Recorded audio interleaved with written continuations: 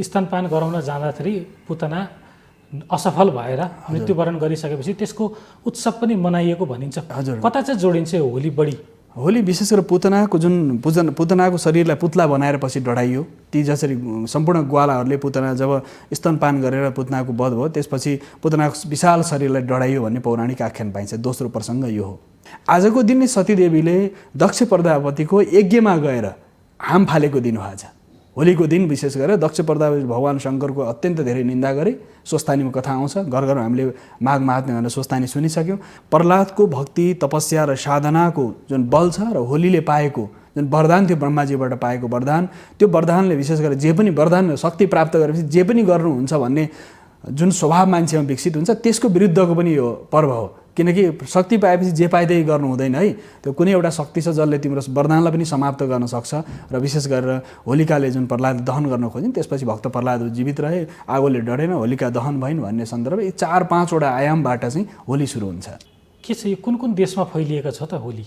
विशेष गरेर म विश्वका लगभग 20वटा देश जति घुमेँ र अहिले क्यानाडामा पनि त्यहाँको स्थानीय जुन रैथाने जाति छ र साथसाथै तपाईँले अहिले फिलिपिन्स जानुहोस्, इन्डोनेसिया जानु, बर्मा जानु, साथसाथै यता हिन्द एसिया भनेको इन्डोनेसिया, प्राचीन ब्रह्मदेश भनेको बर्मादेखि सारा संसारभरि यो रङ्गको पर्व कुनै जात धर्म संस्कार संस्कृति भन्दा बाहिर निक्लिसकेको छ। किन 7वटा रङ 7वटा स्वर हो, सारे गमको 7 स्वर र साथसाथ 7वटा रङ्ग, 7वटा रङको विज्ञान, साथसाथै त्यसका साथसाथै फुल उत्सव र हाम्रो प्रणय दिवस, प्रेम प्रस्ताव गर्ने दिन पनि युवा युवतीलाई आजको दिन भने प्रेम प्रस्ताव गर्ने दिन पनि जसको विवाह भएको छैन, जसको विवाह भइसक्यो भने पति पत्नी प्रणयको जीवन चाहिँ हाम्रो राम्रो होस् भनेर पूजा गर्ने दिन, सन्ध्याकालीन समय पूर्णिमाको दर्शन गरेर यो हनीमुनको जुन चलन आयो नि यो प्रसङ्ग पनि यही आउँछ। हनी भनेको मह, मुन भनेको चन्द्रमा, त्यो चाहिँ मधुपर्कको जुन विधान थियो रात्रिकालीन समय चन्द्रमा दर्शन गरेर चन्द्रमाको दर्शन गरेर मह चाट्ने विधान थियो। म धेरै ठाउँमा हेरेँ, वृन्दावनको होली पनि हेरेँ, बनारसको होली पनि हेरेँ, विभिन्न ठाउँको होली हेरेँ। त्यहाँ त लठमार होली हुन्छ वृन्दावनमा, त लट्ठीले ड्यामकी ड्याम कुट्न थाल्छन्। हेर्नुहोस् लठमार होली बडा खतरा हुन्छ वृन्दावनको होली होइन, तर पनि त्यो सीमित दायरामा हुन्छ। यस साथसाथै बनारसको होली झन् एकदम उदण्ड हुन्छ। यति धेरै चाहिँ शब्दहरू अपशब्दहरू बोलिन्छ कि त्यो मान्छेले कल्पना पनि गर्न सक्दैन। त्यस्तो पनि उत्साह हो, उत्साहको लागि गरिरहेछन्। मान्छेमा सबै कुराहरू चाहिन्छ, उत्साहको लागि मानिसहरूले त्यो भावलाई स्वीकार गरेका हुन सक्छन्। नमस्कार दर्शकबिन, स्वागत छ कार्यक्रम आजको सन्दर्भमा। म प्रताप दुलाल।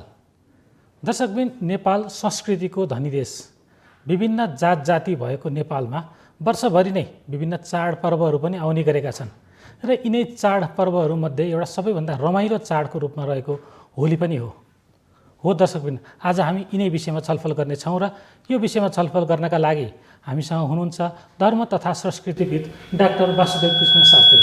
आउनुहोस्, उहाँलाई स्वागत गरौँ।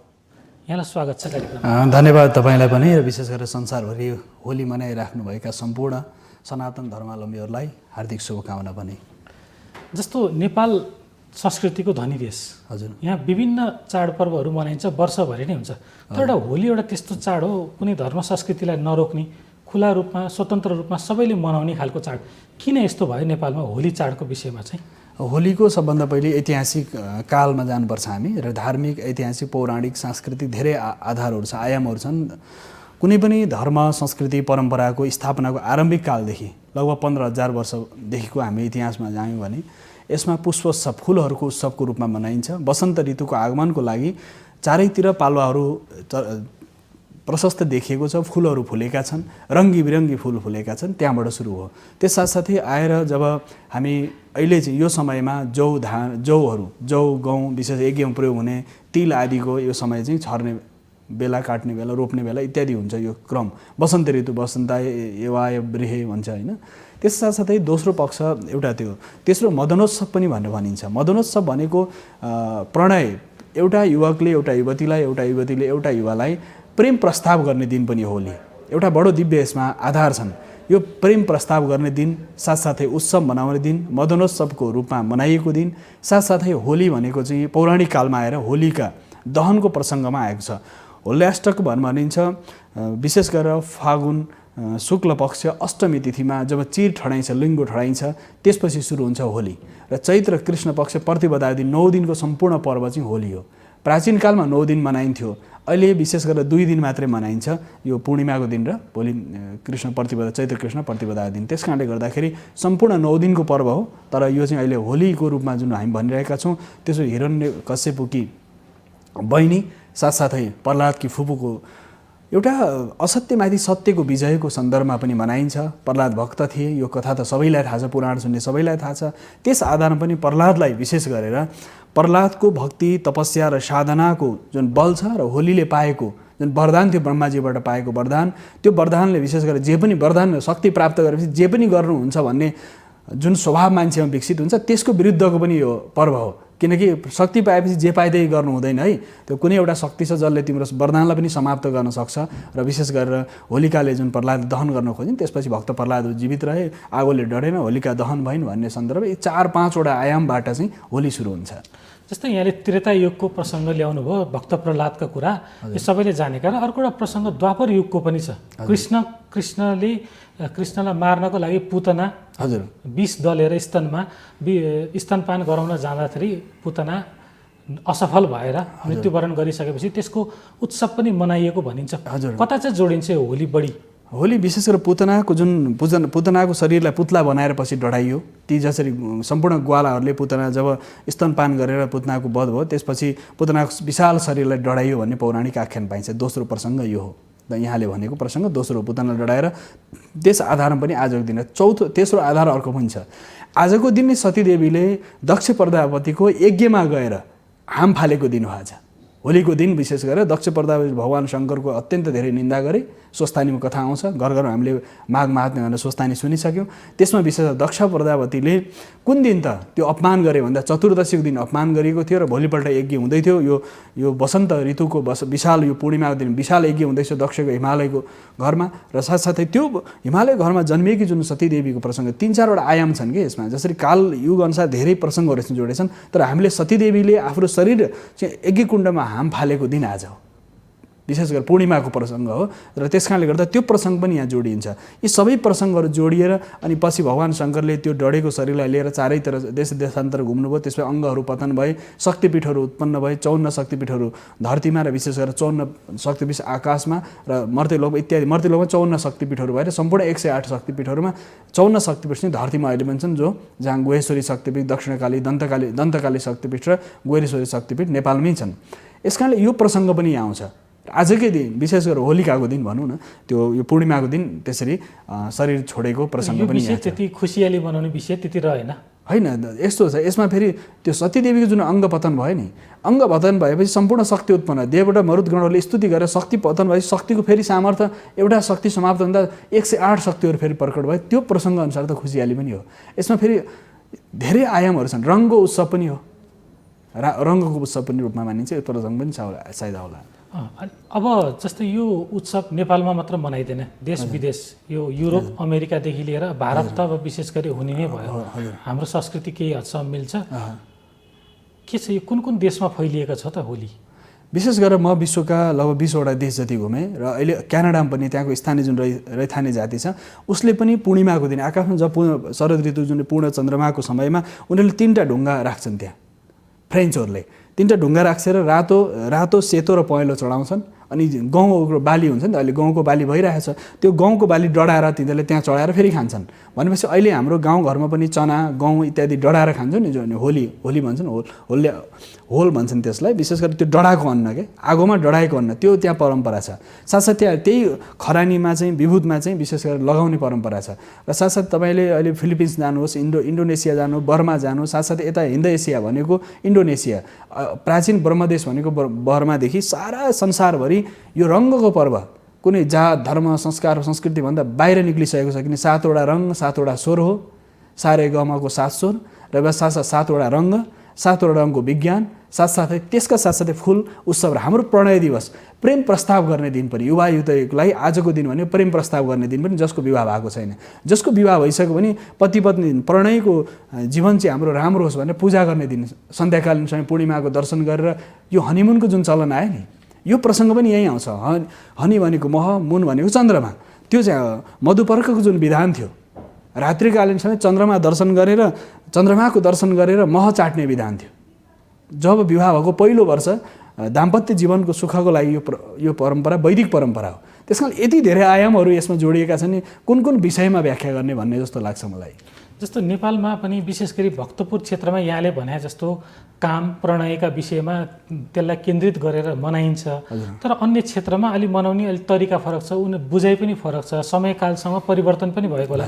यो भक्तपुरमा चाहिँ यो प्रणयको विषयमा यहाँले अलिकति विशेष गरी भक्तपुरमा मदनोत्सव भनेर भनिन्छ।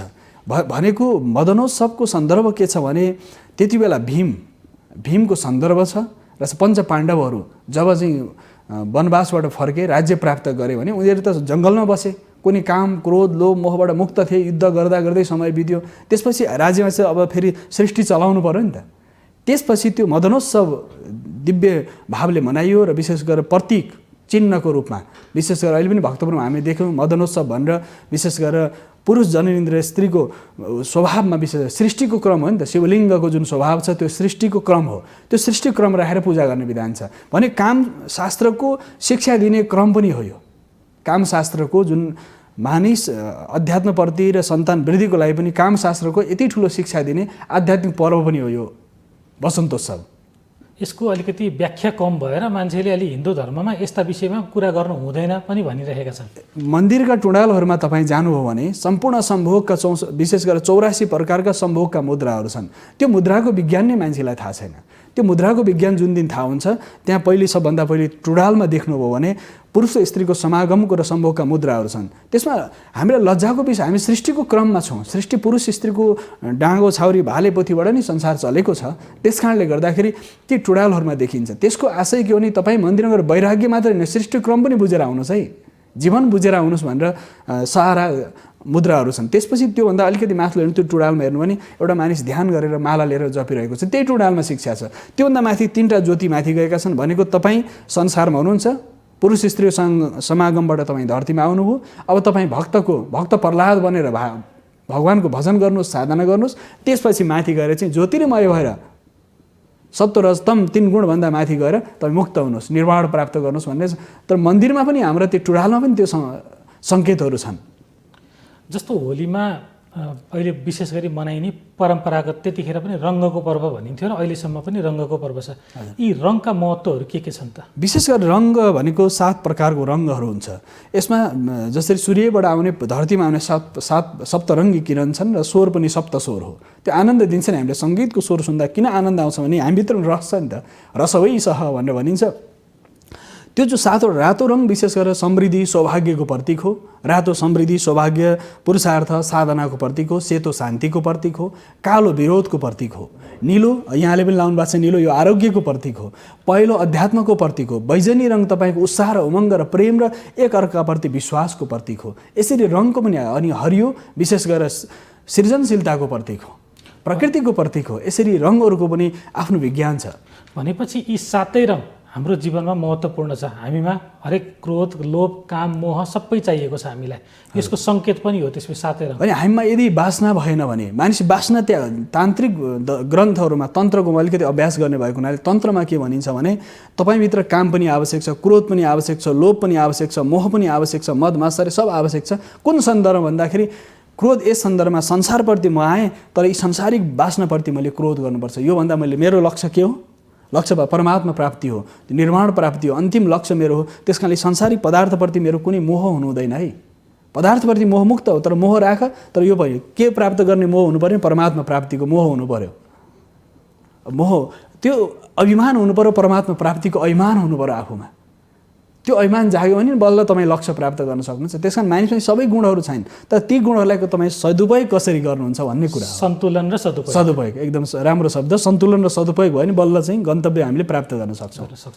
जस्तो अहिले पछिल्लो समय अलिकति होली मनाउने शैली विशेष गरी अलिकति आलोचित पनि हुँदै आएको छ।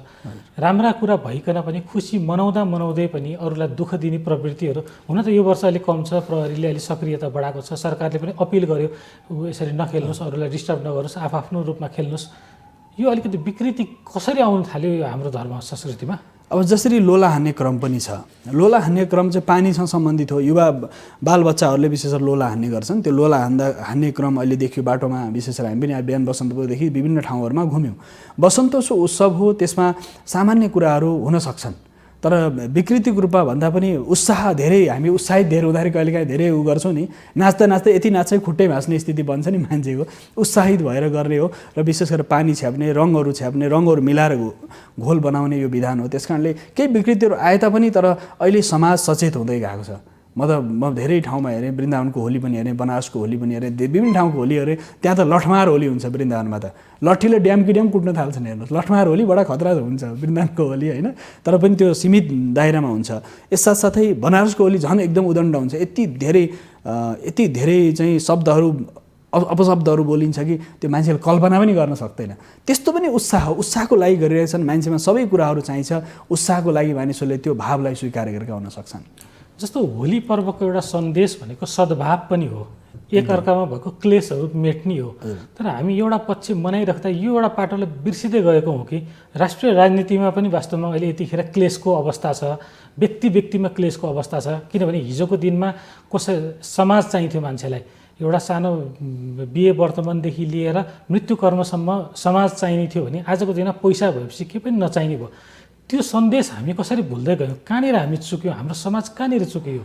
संस्कृति भनेको उपभोक्ता, संस्कृति सनातन जीवन मूल्यहरू, राष्ट्रिय चरित्र निर्माणको आधारलाई अगाडि बढाउने भनेको राष्ट्रिय चरित्र भनेको संस्कृति पनि हो। हाम्रो संस्कृति, हाम्रा परम्पराहरू, हाम्रा नेतृत्ववर्गले राष्ट्रिय चरित्र निर्माण गर्नुपर्छ र संस्कृतिलाई स्वीकार गरेर अगाडि जाँदा राम्रो हुन्छ।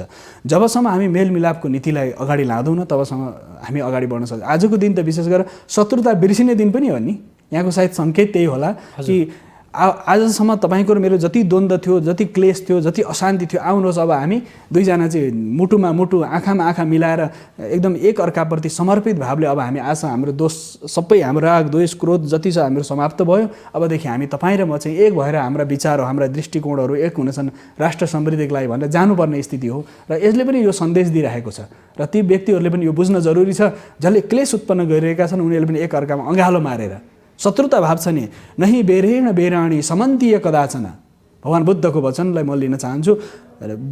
बहिरता उत्पन्न गर्यो भने बहिर नै उत्पन्न हुन्छ। त्यो तपाईँले क्लेश गर्नु भने क्लेश नै उत्पन्न हुन्छ। तपाईँले एक अम्ला अरूलाई देखाउनु भने 4 अम्ला 3 अम्ला आफूतिरै देखिन्छ। त्यस कारण क्लेशबाट मुक्त हुने भने वास्तवमा होली उत्सवमय, उमङ्गमय र आनन्दमय बन्न सक्छ। हजुर दर्शकबिन, यति बेला कार्यक्रममा पालो भएको छ विश्रामपछि हामी आउने नै छौँ, हामीसँगै रहनुहोला। दर्शकबिन, पुनः स्वागत छ कार्यक्रममा। यति बेला हामी रङ्गको उत्सव होलीको विषयमा चर्चा गर्दैछौँ र यी विषयमा चर्चा गर्नका लागि यति बेला हाम्रो स्टुडियोमा हुनुहुन्छ धर्म तथा संस्कृतिविद डाक्टर वासुदेव कृष्ण शास्त्री। जस्तो नेपालमा होली पर्वको लामो इतिहास छ। वास्तवमा अब हुन त हामी सत्ययुग त्रेतायुगदेखि नै मनाउँदै आएको भनिएको छ, तर अब ती विषयमा फेरि अर्को विवाद रहला। तर मल्लकालमा पनि मजासँग होली मनाइएको इतिहासहरू पाइन्छ। अनि त्योभन्दा अघि पनि थियो कि त्यसपछि अलि बढी प्रचारित भएको हो कि के छ यहाँको बुझाइ यसमा? चाँगुर नारायणको मन्दिरको पहिलो कुरा आउँछ। विशेष गरी लिच्छिविकाल नेपालको ऐतिहासिक र प्राप्त दस्तावेज अनुसार 3000 भन्दा लामो हाम्रो इतिहासै छ। नेपालको झन्डाको इतिहास, हाम्रो संस्कृति परम्परा 3000, तर पछिल्लो कालगणामा 15000 वर्ष हामी पुग्छौँ क्या। लिखित दस्तावेज राज्य निर्माणको जुन क्रम थियो त्यो लामो छ। ऐतिहासिक दस्तावेजहरू छन्, केही छन्, किंवदन्तीहरू छन्, केही इतिहास छन्। तर नेपालमा लिच्छिविकालमा पनि उत्सव मनाइन्थ्यो। यो विशेष गरी 9 दिन मनाइन्थ्यो। अष्टमीदेखि यो 9 दिन मनाइन्थ्यो होलीको। साथसाथै मल्लकालमा आएर विशेष गरेर यहाँ चाहिँ मल्लमा पनि यो मिथिलाको संस्कृति मल्लकालमा धेरै नेपालमा आयो। किनकि गुरु आचार्यहरू चाहिँ मिथिलाका ब्राह्मणहरू पनि आउनुभयो सँगै। त्यसले यहाँका गीत, यहाँका सङ्गीतहरू, यहाँको सारा नाट्यशास्त्र विभिन्न कुराहरू त्यसमा आए। र होलीको दिन विशेष गरेर नाट्यशास्त्रका भरत नाट्यमको पनि विधान छ। नटराजको विशेष गरेर भगवान् शङ्करको जो नटराजको जुन स्वरूप छ त्यसको चर्चा पनि छ। त्यति बेला विशेष शैव संस्कृति र वैष्णव संस्कृतिमा पनि, शैव शाक्त वैष्णव जुन संस्कृतिमा पनि होली सबैले समान रूपमा मानेको छ। जसरी तपाईँ त्रिकोण हामी घरमा पूजा गर्दाखेरि लिच्छिविकालमा घरको अहिले मूलद्वारमा अहिले पनि काठमाडौँ उपत्यका ललितपुर भक्तपुरभित्र घरको मूलद्वारमा हजुर रातो सेतो पहेँलो टिका लाउने अहिले पनि पूर्णिमाको दिन, एकादशीको दिन अथवा विशेष पर्वको दिन द्वार पूजा गरिन्छ। त्यो क्रम भनेको लिच्छिविकालभन्दा पनि प्राचीन हो। किराँतकालदेखि पनि प्राचीनबाट वैदिक कालदेखि आइरहेको छ। र साथसाथै मल्लकालमा जति पनि यहाँ काष्ठकला र जति पनि धार्मिक पौराणिक मन्दिरहरू भने, ऐतिहासिक जुन मन्दिरहरू भने ती मन्दिरहरूमा पनि होली धुमधामसँग मनाउने थियो, किनकि त्यसमा रङको उत्सव हो। भगवानलाई प्रिय, सबैभन्दा प्रिय वस्त्र, रङ्गी वस्त्रको पर्व पनि हो, वस्त्र निर्माणको कलाको आरम्भ पनि हो। यसका साथसाथै होली पर्वलाई विशेष गरेर मल्लकालमा धेरै यसलाई समृद्धशाली बन्यो र साथसाथै पछिल्लो समय पनि 200-300 वर्षमा पनि यो संस्कृति झन् विस्तार भएर गयो र नेपालको संस्कृति विश्वव्यापी हुँदै गयो। जब प्रत्येक चिन्हमा तपाईँ स्वस्तिक लेख्नुहुन्छ, ओम लेख्नुहुन्छ, रातोले लेख्नुहुन्छ नि त, त्यो रातो सौभाग्यको प्रतीक हो, समृद्धिको प्रतीक हो र विशेष गरेर पुरुषार्थ पराक्रमको प्रतीक हो। त्यसकारण लिच्छवीकालमा जति पनि मन्दिरहरू बनेका छन् त्यसमा पनि जति पनि गजुरहरू छन् र पूजाको प्रयोग गरिने पनि रातो, सेतो, पहेँलो रङ नै हो। त्यसकारणले पनि त्यो प्रतीकात्मक रूपमा धेरै लामो छ। रङ बनाउने विधान पनि मल्लकालमा धेरै समृद्ध थियो। कपडा रङ्ग्याउने विधान अलि हाकु पटासीहरू जति हामीले अहिले काठमाडौँभित्र तानमा बनाएको कपडा, मैले यो टोपी लगाएको पनि तानले बनाएको कपडा हो, किनकि तानमा तन्तुबाट साना तुनाबाट तान बन्छ। मल्लकालमा कपडा निर्माणको जुन वस्त्र निर्माणको कला अत्यन्त समृद्ध, हामी समृद्धशाली थियौँ। त्यस समयमा यो समयमा वस्त्रहरू बनाएर भेट गरिन्थ्यो कि पूर्णिमाको दिन सुन्दर वस्त्रहरू भेट गरिन्थ्यो, अरूलाई आफन्तहरूलाई भेट गरिन्थ्यो। मल्लकालमा भोजन अन्नहरू सबैलाई भेट गरिन्थ्यो। साथसाथै कोही घरमा आजको दिन कोही आयो भने मिठो मसिनो पकाएर खुवाउने पनि क्रम छ, साथसाथै भोजनको क्रम पनि छ। मल्लकालमा अति हामी समृद्धशाली थियौँ। पछिल्लो शाहकालमा पनि धेरै समृद्ध भयो। यहाँको संस्कृति शाहकालमा आएर पनि 240-50 वर्षमा पनि जे थियो त्यही स्थितिमा रह्यो, काहीँ दायाँ बायाँ भएन, एक सिनको पनि हल्लिएन। त्यो अहिले चाहिँ बरु गणतन्त्र आएपछि मलाई लाग्छ धेरै कुराहरू के आयो अलिकति असहज जस्तो भइरहेको जस्तो। उत्तर आधुनिक बन्दै गयो हामी, उत्तर आधुनिक शब्द पनि बडा उत्तर आधुनिक हुँदै गयौँ, त्यसले गर्दा पनि केही प्रभावहरू। तर पनि त्यही पनि हाम्रो संस्कृति चाहिँ यो लामो छ। मल्लकाल, लिच्छवीकाल र शाहकाल र अहिलेको गणतन्त्रकालमा पनि अब विशेष गरेर सबैले यसमा शुभकामना दिने, उत्साह उमङ्ग बाँड्ने त चलिरहेको छ। यो जुन हामीले लिङ्गो ठडाउने जुन अष्टमी यहाँले भन्नुभयो, फागुन शुक्ल अष्टमीमा लिङ्गो ठडाउने र त्यसलाई चाहिँ दाह गर्ने प्रक्रिया थियो, त्यो भनेपछि मल्लकालकै निरन्तरता हो होइन, वैदिक कालदेखि हो त्यो। लिङ्गो ठडाउने भनेको विशेष गरेर दुईवटा चिन्ह, यसमा प्रतीकात्मक चिन्ह। सृष्टिको क्रममा पनि लिङ्गो ठडाउने विधान अर्को हो, त्यो तन्त्रमा जान्छ। लिङ्गो ठडाएपछि धरती र आकाशको सम्बन्ध, प्रकृति र पुरुषको सम्बन्धको सम्मान हो। प्रकृति विशेष गरेर प्रकृति एकदम गतिशील छिन्। सृष्टिमा पुरुष र स्त्री नभइकन, प्रकृति र पुरुष नभए सृष्टि चल्दैन। त्यस कारण लिङ्गो ठडाइसकेपछि लिङ्गो ढालिन्छ कहिले भन्दा पूर्णिमाको सन्ध्याकालीन समय लिङ्गो ढालिन्छ र फेरि त्यहाँ दहन गरिन्छ, डढाइन्छ।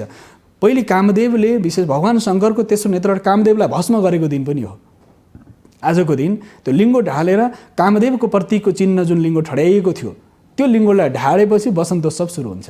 यो चौथो क्रम हो, पाँचौँ क्रम हो यो। यस कारणले गर्दा भगवान शङ्करले एकदम तपस्या गर्नु, वैराग्य हो नि त। सतीदेवीको शरीर छुटेपछि उहाँले सबै अङ्गहरू पतन भए, शक्तिपीठहरू उत्पन्न भए, त्यसपछि भगवानलाई घनघोर वैराग्य भयो भगवान शङ्करलाई। त्यसपछि उहाँ गएर एकदमै ध्यानमग्न हुनु, ध्यानमग्न भएको धेरै प्रसङ्गहरू छन् पौराणिक क्रम। तर भगवानले जब तेस्रो नेत्र खोल्नुभयो, कामदेवलाई भस्म गर्नुभयो र पूर्णिमाको दिन थियो कामदेवलाई भस्म गरेको दिन, त्यस आधारमा त्यो पनि स्मृति हो। त्यो स्मृतिको आधारमा पनि लिङ्गो ढालेर भस्म गरेर फेरि त्यो भस्म लगाएर होली मनाउने परम्परा पनि हो। जस्तो यो काठमाडौँमा केही समय अगाडिसम्म यो बसन्तपुरमा ठडाइने लिङ्ग हो, यो भस्म गरिसकेपछि त्यो भस्म हारालुस गरेर लिने चलन थियो। आजकल यो अलिकति संस्कृति कम हुँदै गएको हो कि अलिक प्रचारमा कम आएको हो? होइन, त्यो भस्म चाहिँ सबैले घर घर लिएर जान्थे। रक्ष्य हुन्छ भने अब थोरै हुन्थ्यो, झाप्जो उठाइहालिदिन्थ्यो, उठ्थ्यो। तर अहिले योपल्ट त लिङ्गो पनि धेरै ठुलो ठडाएको छ, बिहान गएको थिएँ म। त्यस कारणले गर्दा कस्तो हुन्छ भने अबको क्रम भनेको त्यो भस्म लिएर जाने, घरमा त्यो भस्म फेरि औषधि हो नि त।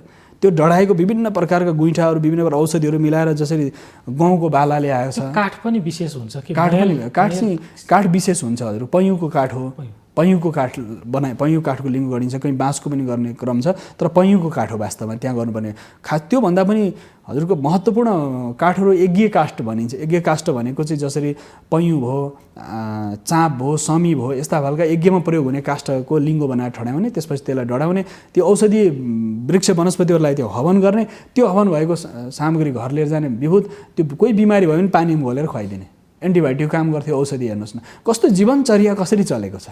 जुनसुकै हाम्रो यी सबै जति पनि पर्वहरू छन् प्रकृतिसँग, हाम्रो दैनिक जीवनसँग सिधा प्रत्यक्ष सम्बन्ध राख्ने यो हाम्रो अध्यात्म देखिँदाखेरि धर्म पनि देखिन्छ। तर सम्पूर्ण सनातन हिन्दू धर्म यस्तो धर्म हो, जीवन पद्धति हो।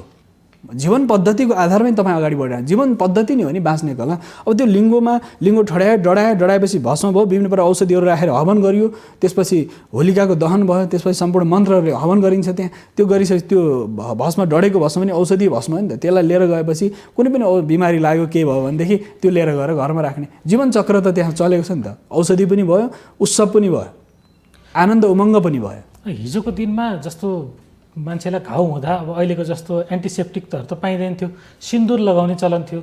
तर अहिले आएर अहिलेका सिन्दुर लगायो भने त त्यो मान्छे त इन्फेक्सन भएर कस्तो हुने अवस्था आयो, विकृति आयो अहिले। हजुर, सिन्दुर भनेको एउटा नेपालमा पाइने एउटा सिन्दुरे भन्ने एउटा चाहिँ सिन्दुर जस्तै रातो हुन्छ, त्यो फल छ, त्यसको भित्र सिन्दुर जस्तो हुन्छ, त्यो औषधि हो, त्यो वनस्पति हो सिन्दुर बनाउने विधान। सिम्रिक हो नि, पहाडतिर पाउने जुन ढुङ्गा जस्तो हुन्छ, सिम्रिक घोटेर लगाइन्थ्यो नि, कुनै काट्यो केही घाउ भयो भने सिम्रिक लगाइन्थ्यो, त्यसले के गर्थ्यो त्यो घाउलाई सुकाउँथ्यो, एन्टिबायोटिक रूपमा काम गर्थ्यो।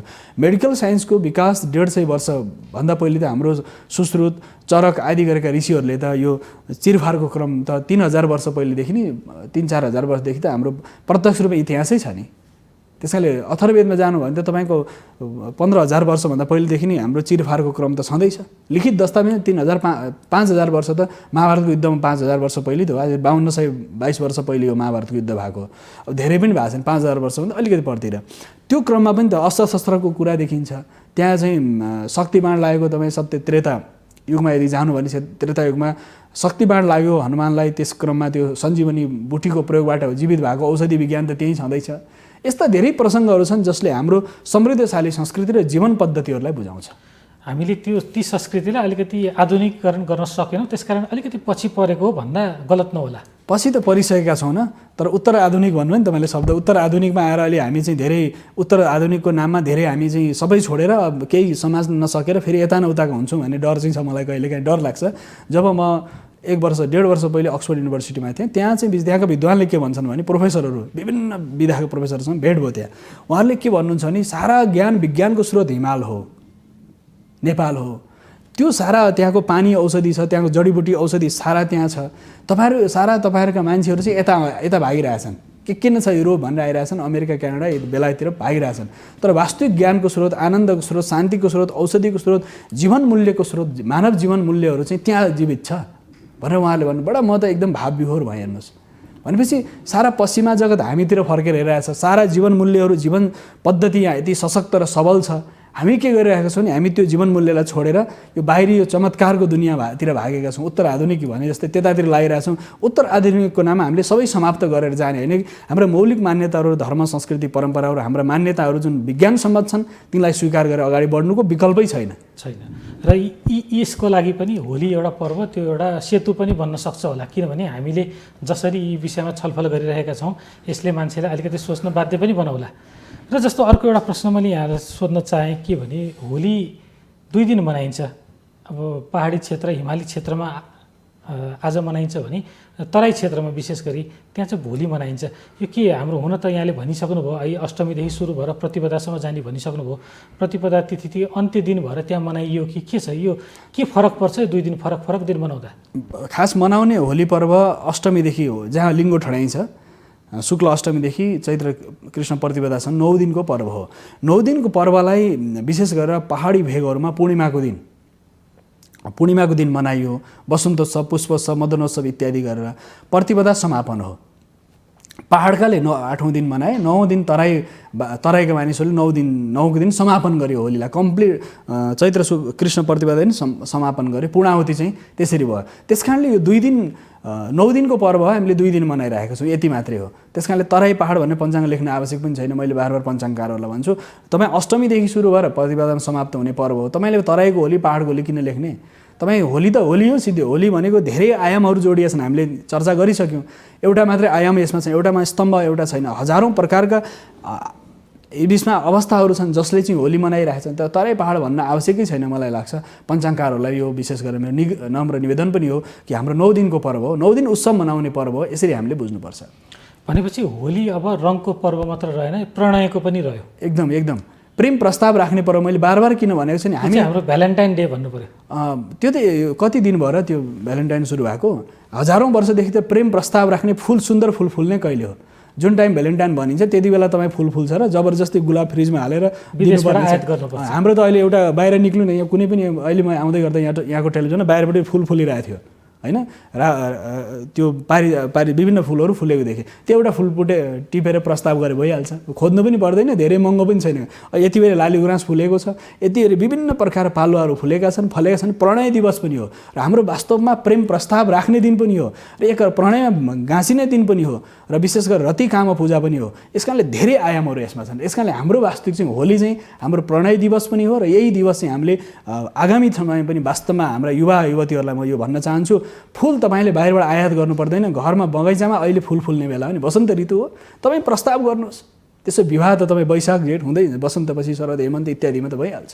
यति बेला यो जुन वसन्त ऋतुको सुरुवात पनि भयो होइन, यति बेला यी रङहरूको महत्त्व हाम्रो जीवनसँग प्रत्यक्ष रूपमा एक एक रङको बारेमा अलिकति बताइदिनुहोस् न। विशेष गरेर जस्तै रातो रङ मैले सुरुमा सौभाग्यको प्रतीक हो भनेदेखि रातो उत्साह र उमङ्गको प्रतीक पनि हो, साहस र पुरुषार्थको प्रतीक हो। तपाईँले रातो जसरी विवाह गर्दाखेरि रातो पोते, रातो टिका, रातो चुरा, रातो किन लाउनुहुन्छ भने सौभाग्यको प्रतीक हो। र विशेष गरेर युद्धमा पनि तपाईँ रातो फेटा बाँधेर जाइन्छ नि, विशेष युद्ध मैदानमा जाँदा पनि तपाईँको जोस जाँगर होइन, त्यो पराक्रम पुरुषार्थ र युद्धको लागि पनि ललकार्नु पर्ने रातो झन्डा जुन नेपालको झन्डा छ, यो हजारौँ वर्ष पुरानो हो, आज हिजोको होइन। रातो र चन्द्र सूर्य जङ्गी निशान हाम्रो पछि बनियो, तैपनि त्यो झन्डाको इतिहासमा जब जानु हो भने त्यो रातो आफै सौभाग्यको प्रतीक हो, पराक्रम र पुरुषार्थ प्रतीक हो। सेतो रङ भनेको शान्तिको प्रतीक हो, एक अर्काप्रति शान्ति प्रेम सद्भाव। युद्ध मैदानमा पनि कसैले यदि झन्डा उठाएर सेतो झन्डा उठायो भने उसलाई निर्भय दान दिन्छ, उसलाई अभयदान दिन्छ। ऊ निर्भय भयो, तिमीलाई हामी केही गर्दैनौँ भन्नुपर्ने कसैले सेतो झन्डा उठायो भने। यस साथसाथै निलो रङ भनेको आरोग्यको प्रतीक हो, हस्पिटल इत्यादिमा देख्नु निलो रङ देखिन्छ, त्यो आरोग्यको स्वास्थ्यको प्रतीक हो। यसका साथसाथै पहेँलो रङ अध्यात्म साधना, आध्यात्मिक ऊर्जा, चेतना, प्रज्ञा र गुरु पुरोहितहरूले रातो रङको जुन निलो र पहेँलो रङको वस्त्र धारण गर्नुहुन्छ नि, गेरु लाउनुहुन्छ, त्यसको आधार भनेको आध्यात्मिक साधनाको लागि तपाईँ मन शान्त हुन्छ, शान्त पनि हो, साथसाथै ऊर्जा पनि प्रदान हुन्छ, आध्यात्मिक ऊर्जा पनि प्राप्त हुन्छ। यसका साथसाथै हरियो रङ भने सृजनाको प्रतीक हो, सृजनशीलताको प्रतीक हो। जसरी हामी सृजनशीलता प्रकृतिमा भएका हरियालीहरूको सम्मान पनि हो, सृजनशीलता पनि, उत्साह उमङ्ग हो, सृजनशीलता पनि हो। चारैतिर हेर्नुहोस् न पालुवाहरू बिस्तारै आएका छन्, त्यो रङले पनि हामीमा सृजनशीलता, मानिस हर समय के क्रिएटिभ माइन्ड हुन्छ, मानिसको मस्तिष्क चाहिँ निरन्तर सृजनशीलतातिर जान्छ, त्यस कारणले यो महत्त्वपूर्ण छ। यसका साथसाथै कालो र विरोधको प्रतीक हो, अन्धकारको प्रतीक हो, असतोमा सद्गमय भने असत्यबाट सत्यको मार्गतिर जाने, अँध्यारोबाट उज्यालोतिर जाने, स्थिरता पनि हो। तपाईँ धैर्यता र धैर्यता पनि हो नि, अन्धकार छ भन्दै आत्तिने कुरा होइन, धैर्यता पनि छ त्यहाँ।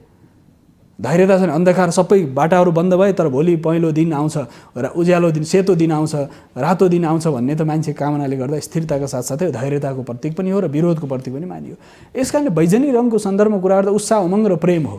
एक अर्काप्रति प्रेम दर्शाउनको लागि पनि विशेष गरेर बैजनी रङको प्रयोग गरिन्छ। यसरी हरियो सबै रङहरूको बारे हामीले चर्चा गऱ्यौँ। यी रङहरू एक आपसमा सबै रङको एउटा स्वरूप हो।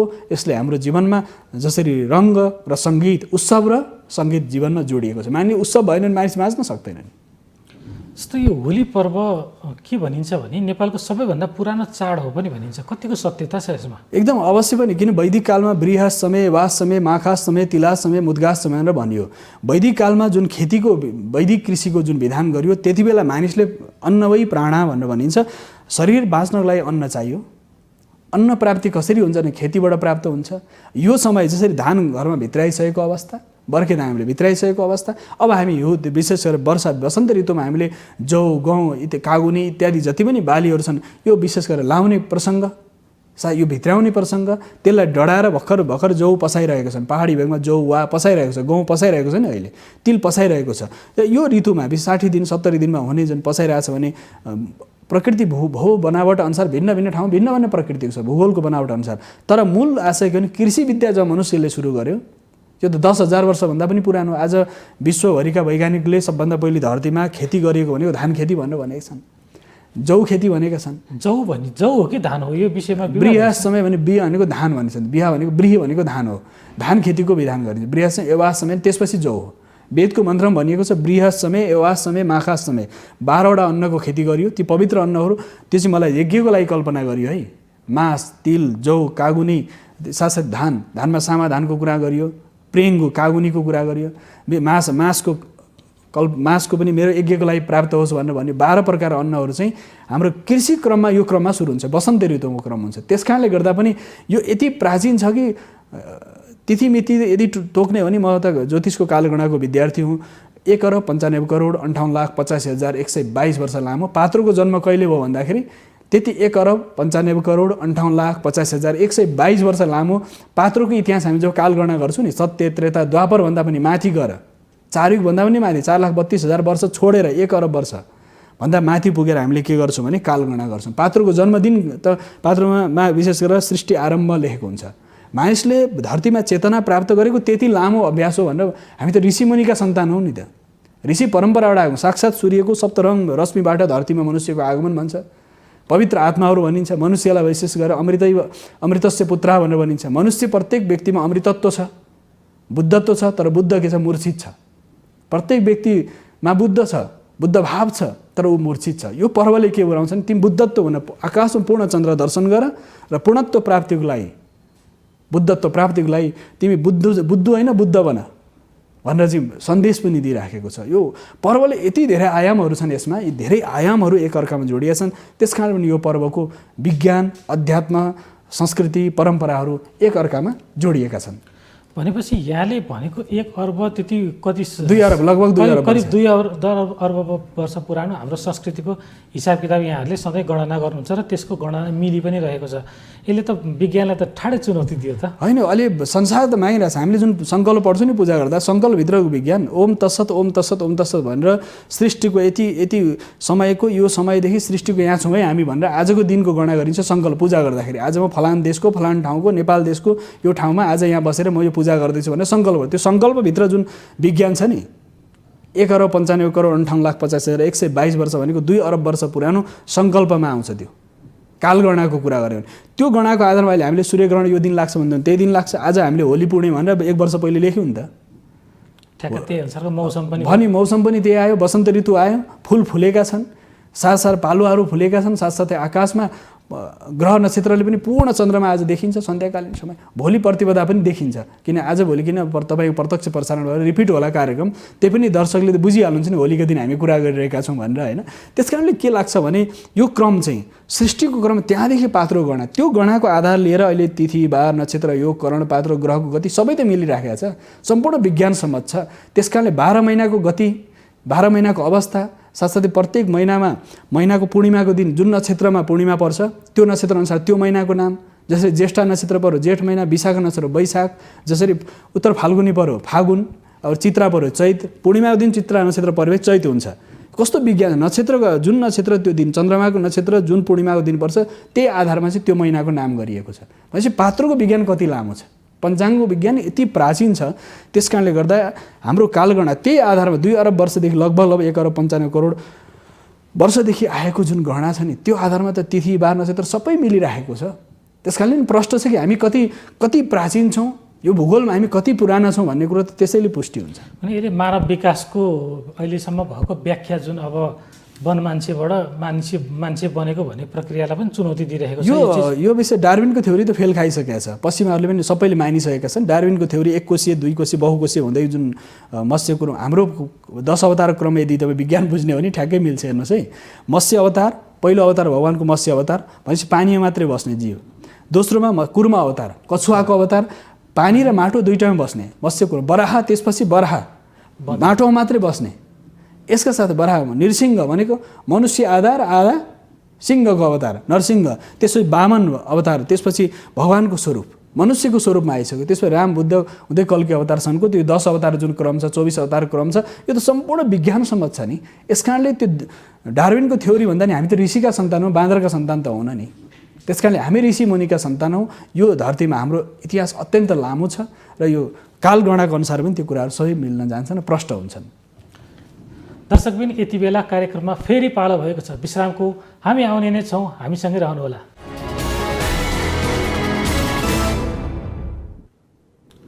दर्शकबिन, पुनः स्वागत छ कार्यक्रममा।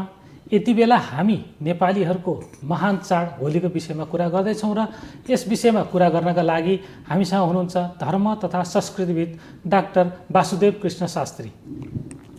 जस्तो यहाँ वास्तुशास्त्रमा विद्यावारिधि पनि गर्नुभयो। यो होलीको रङ्गको असर सिधा वास्तुशास्त्रसँग पनि हुन्छ। अलिकति हाम्रो दर्शकहरूलाई वास्तुशास्त्रको विषयमा पनि अलिकति दिनुहोस् न, उहाँहरूले कसरी यो चाड मनाउँदाखेरि उहाँहरूको वास्तु दोषहरू निवारण हुनसक्छ, उहाँहरूमा भएको व्यक्तिमा भएका समस्याहरू निवारण हुनसक्छ। जसरी पूर्व दिशा सूर्यको दिशा हो, पूर्व दिशा रातो रङको दिशा हो, दक्षिण दिशा विशेष निलो रङको प्रतीक आरोग्यको प्रतीक हो, पश्चिम विशेष गरेर पहेँलो हो, उत्तर सेतो हो। यसरी चारवटा दिशामा चारवटा रङ र साथसाथै पूर्व पश्चिम उत्तर दक्षिण भयो। आग्नेय अग्निको रङ भनेको अलिकति पुरै रातो पनि होइन, हल्का रातो हो। साथसाथै आग्नेय नैऋत्य भनेको दक्षिण र पश्चिमको जुन कुना छ त्यसलाई नैऋत्य कोण भनिन्छ। नैऋत्य कोण हरियोसँग सम्बन्धित छ, हरियो र पहेँलोको मिश्रित जुन स्वभाव छ त्योसँग सम्बन्धित छ। सृष्टि सृजनशीलता र घरको मूल व्यक्ति बस्ने शयन कक्ष, विशेष गरेर मूल व्यक्तिको शयन कक्षदेखि लिएर विशेष अफिसमा पनि कार्यालय पनि दक्षिण पश्चिममा बस्ने विधान गरिन्छ। त्यो ठाउँको प्रभाव र ऊर्जाको सम्बन्ध छ। प्रकृतिसँग मानव, वास्तुशास्त्र भनेको प्रकृतिसँग मानवको जीवनको तालमेल हो। साथसाथै उत्तर र पश्चिमको कुरा हो। उत्तर पश्चिम विशेष आग्नेय वायव्य कोण भन्छ। वायुको कोण भनेको निलो र विशेष निलो र रातोको सम्मिश्रण हो, त्यसको प्रभाव हुन्छ त्यहाँ, त्यो खालको रङ शुभ हुन्छ भने उत्तरतिर सेतो रङ शान्तिको प्रतीक हो, आनन्दको प्रतीक हो, अध्यात्मको प्रतीक हो। ईशान कोण सम्पूर्ण विद्या ज्ञान गुण प्रज्ञा र चेतनाको त्यो भनेको हजुरको अलिकति पिङ्क मजिठोको रङ भन्छ नि, मजिठो भनेर भनिन्छ त्यो रङ। कालो विशेष गरेर 30% र रातो 70 हालेपछि त्यो मजिठोको रङ निक्लिन्छ, त्यसलाई पिङ्क भनिन्छ। त्यो रङको प्रतीक पनि ईशान कोण हो। र त्यस कारणले गर्दा यी रङहरूको आधारमा र घरमा पनि तपाईँले जहाँ शयन कक्ष छ त्यसमा जहिले पनि विशेष गरेर बैठक कक्षमा पूर्वतिर रातो, दक्षिणतिर हल्का निलो, पश्चिमतिर हल्का रातो पहेँलो तपाईँले प्रयोग गर्न सक्नुहुन्छ, उत्तरतिर विशेष गरेर सेतो रङको प्रयोग गर्न सकिन्छ यसरी। र साथसाथै बाहिर बैठक गर्दा तर मूल शयन कक्षमा चाहिँ जहिले पनि सेतो रङको प्रयोग शुभ मानिन्छ। सेतो अलिकति पिङ्क मजिठोको रङ चाहिँ अत्यन्त शुभ मानिन्छ, किनकि त्यहाँ प्रणय, शान्ति, आत्मीयता, प्रेम, सद्भाव र एक अर्काप्रति मित्रता र विश्वासको आधारमा पनि विशेष गरेर यो रङलाई मानिन्छ वास्तुशिल्पशास्त्र अनुसार। र वास्तुशिल्पशास्त्र चाहिँ विशेष गरी दिशाको आधारमा र साथसाथै 10 वटा दिशा मानिन्छ वास्तुमा। पूर्व पश्चिम उत्तर दक्षिण आग्नेय नैऋत्य वायव्य ईशान आकाश र धरती गरेर 10 दिशा हुन्छ। वास्तुमा 10 दिशाको विधान गरिन्छ, 10 प्रकारका द्वारहरू छन् र त्यसका आधारमा पूर्वपट्टिको द्वार असाध्य शुभ मानियो र दक्षिण पूर्वद्वार शुभ मानियो, दक्षिण पश्चिमको द्वारलाई अशुभ मानिन्छ। मूल प्रवेश चाहिँ दक्षिण पश्चिम हुँदैन, पितृकोणबाट प्रवेश राम्रो मानिँदैन। पश्चिमतिरको पनि द्वार, उत्तरतिरको पूर्व ईशानको द्वार पनि शुभ मानिन्छ, घरको प्रवेश। साथसाथै सुत्दाखेरि पनि पूर्व सिरान शुभ मानियो। सिरानपट्टि जहिले पनि सेतो रङको प्रयोग गर्यो भने तपाईँलाई आनन्दको निन्द्रा लाग्छ। पूर्व सिरानपट्टि कालोको प्रयोग हुनु हुँदैन, अँध्यारोको प्रयोग हुनु भएन। तपाईँलाई उत्साह उमङ्ग र राम्रो निद्रा लाग्छ पूर्वतिर सिरान गरेर सुत्यो भने। दक्षिणतिर यदि सिरान गरेर सुत्दाखेरि व्यापार व्यवसाय गर्ने मानिसहरूलाई दक्षिणतिरको सिरान राम्रो मानिन्छ। साथसाथै पश्चिमको सिरान परदेशमा गर्दा जाँदा अथवा ससुरालीमा जाँदा पश्चिमतिर सिरान सुत्ने भनेर भनिन्छ। उत्तरतिर सिरान कदापि पनि गर्नु हुँदैन। उत्तरतिर सिरान चाहिँ मृत्युवरण गरिसकेपछि मात्र उत्तरतिर सिरान राखिन्छ। उत्तर किन, विज्ञान के हो त, धर्म वास्तुशिल्पशास्त्रले यो भने। तर उत्तरतिर सिरान गर्दा पृथ्वी 23.5 डिग्रीमा उत्तरतिर ढल्केको छ, यदि उत्तरतिर सिरान गर्नु भने त तपाईँको मस्तिष्कमा सबभन्दा शक्तिको ऊर्जाको स्रोत त मस्तिष्क हो, सम्पूर्ण ऊर्जालाई तानिदिन्छ उसले। नर्थ पोलबाट हाम्रो सारा ऊर्जा तानिन्छ, त्यस कारण उत्तर सिरान गर्नु हुँदैन। सिरानको सन्दर्भ वस्त्र धारणको पनि आइतबार रातो रङको वस्त्र असाध्य शुभ मानियो, सोमबार र शुक्रबार सेतो रङको शुभ मानियो, बुधबार हरियो रङको, बिहिबार विशेष पहेँलो रङको वस्त्र शुभ मानियो, शनिबार निलो रङको शुभ मानियो। यस कारणले गर्दा बार अनुसारको वस्त्रको विधान पनि गर्यो। र वास्तुशिल्पशास्त्र र होलिकासँग सम्बन्ध यदि जोड्ने हो भने त यति विशाल विषयहरू हुन्छन्, राशिको आधारमा, नक्षत्रको आधारमा, साथसाथै दिशाको आधारमा, व्यक्तिको नामको आधारमा पनि वास्तुको प्रभाव अथवा प्रकृतिका सारा अवयवसँग मानव जीवनको आत्मीय सम्बन्ध छ। त्यो आत्मीय सम्बन्धलाई निरन्तर विकास गर्नलाई यी हाम्रा उत्सवहरू, यी पर्वहरू, यी आध्यात्मिक जति पनि हाम्रा साथ देख्दाखेरि अध्यात्म देखिन्छ, देख्दाखेरि धर्म देखिन्छ, तर यसमा उत्सव छ, आनन्द छ, उमङ्ग छ, उत्साह छ। त्यस कारणले वास्तु पनि के हो भने तपाईँ जुन घरमा प्रवेश गर्ने बित्तिकै अलि अशान्त अस्थिर रहनु भने त्यो घरमा आनन्द हुँदैन नि। कहीँ तपाईँ जानुहुन्छ बस्नै मन लाग्दैन, एकछिनपछि हिँड्नु लाग्छ र केही समय त्यहाँ बसिरहेको कोही ठाउँ जानुहुन्छ, वास्तु मिलेर ठाउँ जानु भने तपाईँ घन्टौँ बस्न सक्नुहुन्छ। त्यो आधार पनि छ। त्यस कारणले वास्तु र मानव जीवनको अनन्याश्री सम्बन्ध छ, किनकि प्रकृतिसँग यसको तालमेल छ। र विशेष गरी रङ, वास्तुमा पनि विशेष गरी यहाँले सधैँ रङकै व्याख्या गरिराख्नु भएको हुन्छ र रङले पनि मजासँग देखाए। जस्तै यहाँले के भन्नुभयो भने पिङ्क बन्नलाई चाहिँ दुईवटा फरक रङ मिलेर बल्ल पिङ्क बन्छ रहेछ, सुन्दरता आउने रहेछ।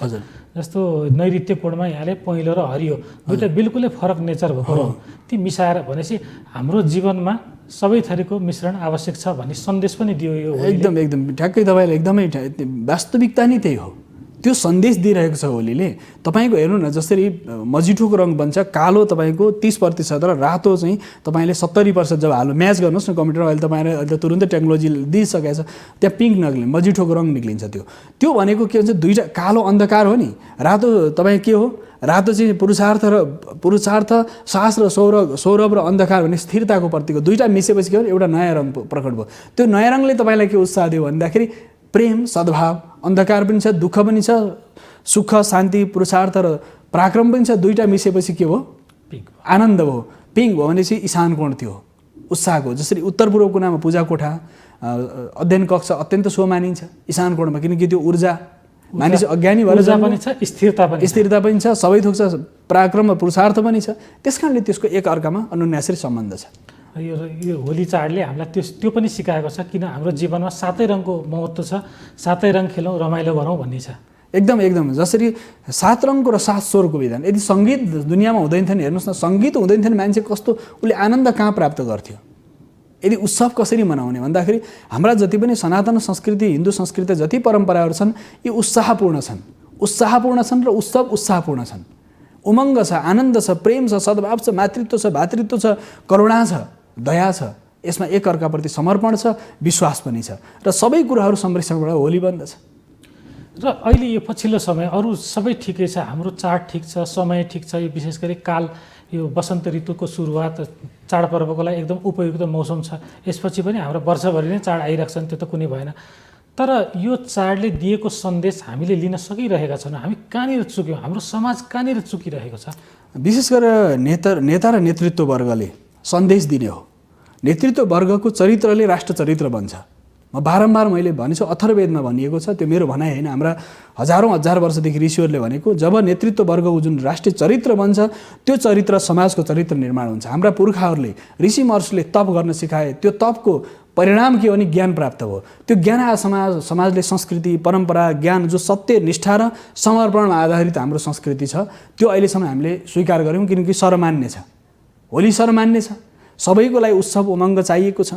यसो साथसाथै राष्ट्रिय चरित्र निर्माण जबसम्म हामीले गर्न सक्दैनौँ, राष्ट्रिय चरित्र निर्माण भनेको नेतृत्वले गर्ने, नेतृत्वले जुन चरित्र देखाउँछ समाजले त्यही चरित्र स्वीकार गर्छ। अथर्ववेदमा भनिएको छ, तिम्रो चरित्र जस्तो जस्तो छ स्वंसम चरित्र शिक्षेरन पृथिव्या सरमानवः भनेर एकदम उद्घोषका साथ भनिएको छ नीति वचनमा कि तिमीले आफ्नो चरित्र सुधार, त्यो चरित्रले हजारौँ मान्छेको चरित्रले त्यो अनुसरण गर्ने योग्य बनाऊ। भगवान् बुद्ध, महावीरले गरेको, बुद्धले गरेको तपस्या, ऋषि महर्षिहरूले गरेको तपस्या त उहाँको चरित्रको अनुसरण गरे आज 2500 वर्षदेखि बुद्धत्व छ धरतीमा। त्यसकारण नेतृत्व वर्गले हामी चुकी कहाँ रहेका छौँ भने हामी नेपाली हुनुको गौरव हामीले बिर्सेर हामी चुकिरहेका छौँ। हामी सनातन हिन्दू संस्कृतिको उपासक भएर हामी उपासक भएर उपासनाको पद्धति हामीले बिर्सेर हामी चुकिरहेका छौँ। त्यसकारणले समस्या यो हो, हामीले आफ्नो भावलाई, आफ्नो स्वरूपलाई, आफ्नो जीवन मूल्यलाई, आफ्नो चरित्रलाई हामीले सुधार्न नसकेर र नेतृत्व वर्गको परामुखी हाम्रो स्वभाव भएर हामी बिग्रेका छौँ। हामीभित्र जब वेदतिर फर्किनु भन्नु, बार म के भन्छु भने, बडा यो प्रसङ्ग यहाँलाई म निवेदन गर्न चाहन्छु, वेदतिर फर्किनुहोस् भने ज्ञानतिर फर्किनुहोस्। वेद के हो भनेर सोध्नु भने ज्ञानको स्रोत हो वेद। वेदतिर फर्केर हेरौँ त सारा तपाईँका सारा गीतातिर, उपनिषदतिर, महाभारत, पुराणतिर तपाईँ फर्केर हेर्नुहोस् त सारा जीवन मूल्यहरू छन्, चरित्र छ त्यहाँ। राष्ट्र चरित्र कसरी निर्माण गर्ने, आफ्नो चरित्र कसरी निर्माण गर्ने, राष्ट्रलाई के योगदान दिने, वसुधैव कुटुम्बकौँ भाव कसरी विकास गर्ने, त्यो भाव त त्यहाँ छ। ती सबै भावलाई हामीले बिर्सेका कारण अहिलेका समस्या आएका हुन्। हामी त्यहीँ फर्क्यौँ भने फेरि नेपाल हामीले सोचेको जस्तै हुन्छ। संसारका अरबौँ मानिसहरूको आस्थाको केन्द्र, विश्वासको केन्द्र र परम्परा, मौलिक मूल्य, मान्यताको केन्द्र नेपाल हुन्छ। नेपालको आर्थिक समृद्धिको लागि कुनै समस्या हुँदैन, तर हाम्रो मौलिकताभन्दा बाहिर गयौँ भने हामी समस्यामा पर्छौँ। मौलिकता बचायौँ भने हामी पनि बच्छौँ, संस्कृति बच्यो भने राष्ट्र बन्छ, राष्ट्र बच्यो भने संस्कृति पनि बन्छ। राष्ट्र र संस्कृति प्राण र शरीर जस्तो, यस कारणले यो बस्न जरुरी छ र आउने युवा पिँढीले पनि यसलाई स्वीकार गरेर सहज रूपमा अगाडि बढाउनुपर्छ। हस्, यहाँको महत्त्वपूर्ण समय र संवादका लागि धन्यवाद। यहाँलाई पनि धन्यवाद, विशेष गरी यो महत्त्वपूर्ण र अवसर दिनुभयो र सम्पूर्ण टिमलाई हार्दिक आभार र विशेष गरेर वसन्तोत्सवको हार्दिक मङ्गलमय शुभकामना पनि। धन्यवाद। दर्शकबिन, आजको विशेष श्रृङ्खलामा हामीले होली पर्वको विषयमा कुरा गऱ्यौँ र होली पर्वसँगै हाम्रा धर्म, संस्कृति, हाम्रा वेद लगायतका यावत विषयमा छलफल गऱ्यौँ र यी विषयमा छलफल गर्नका लागि हाम्रो स्टुडियोमा हुनुहुन्थ्यो धर्म तथा संस्कृतिविद डाक्टर वासुदेव कृष्ण शास्त्री। आजको श्रृङ्खलामा यति नै। सत्य, तथ्य र निष्पक्ष समाचारको लागि हेर्दै रहनुहोला माउन्टेन टेलिभिजन। नमस्कार।